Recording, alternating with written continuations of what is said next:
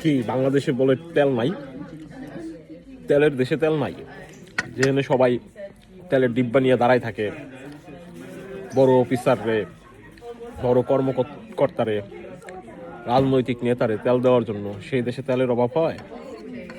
হয় না। সবাই চাইপা চাইপা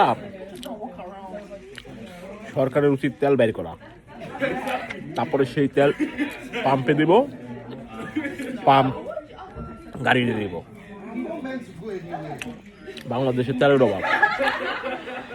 হ্যাঁ দেখেন, আবার বাংলাদেশের তেল কিনা, সরি বাংলাদেশ তেল কিনা আবার ভারতে পাচার করে কিনা। ওই যে একটা পাইপ লাগাইছিল কয়দিন আগে, 5,000 লিটার না কত লিটার তেল আসলো দাদাদের কাছ থেকে, দিল্লি না ঢাকা তো দাও। ও সরি, খারাপ শব্দ ইউজ করছি। ও না না না, এটা খারাপ শব্দ কি? সাউয়া মাওয়া যদি কাজী নজরুলের পাশে শুয়ে থাকা পারে, আমি যেটা কইছি এটা খুব একটা খারাপ শব্দ না। তেল নাই,